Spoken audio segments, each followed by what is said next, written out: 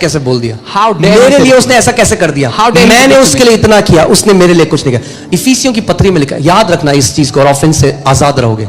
इफिसियों की पत्री में लिखा है, जो तुमने मनुष्यों के लिए किया परमेश्वर उसको तुम्हें देगा भरपाई। अगर उसी मनुष्य से उम्मीद रखोगे तो गड्ढे में पड़ जाओगे ऑफेंस के।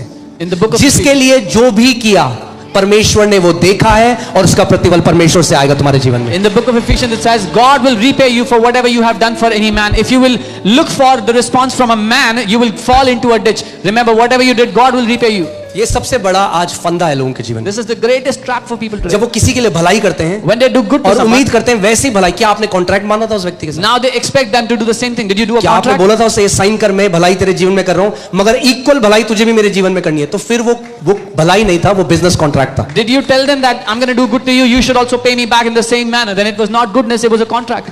बाइबल कहता है अपनी रोटी पानी में डाल दे, यानी भलाई कर, भूल जा, समय आने पर यहोवा उसको बढ़ाकर तेरे जीवन में लेकर आएगा। The Bible says drop your bread in the water, do good and forget about it. When the right time comes, God will bring the increase. और ऑफेंस से अगर बचना है तो अपने आप को हमेशा ये बोलो, मैं इतना महत्वपूर्ण नहीं हूं, I am not that important. If you want to save yourself from offense, remind yourself I'm not that important. आमेन। जब कोई आपको कुछ बोलता है, कोई बात नहीं, एक कान से सुनो, दूसरे कान से। When someone says something about you, say it doesn't matter. You hear it from one ear, remove it from the other. जब बहुत ज्यादा हम अपने आप को महत्व देते हैं, When we give too much वचन से importance to ज्यादा, ourselves, more than the word, हम ऑफेंस में चलने लग जाते हैं। we start to live in offense.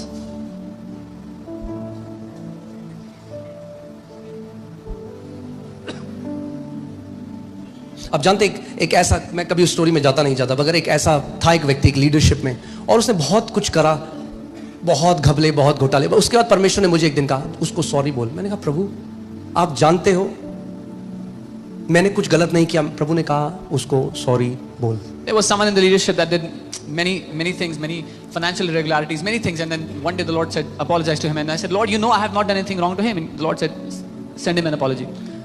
मैंने उस भाई को सॉरी बोला। I said sorry to that brother. और कई बार मैं और मोनू हम अपनी प्रार्थनाओं में उसको ब्लेस करते हैं। Many times me and Pastor Monica we bless that पता है वो person. आज भी उल्टा सीधा बोलते हैं, उसे ब्लेस करते हैं। And even today he speaks evil of us and we क्योंकि bless him. आपका हृदय, बोलो मेरा हृदय मेरी जिम्मेदारी है।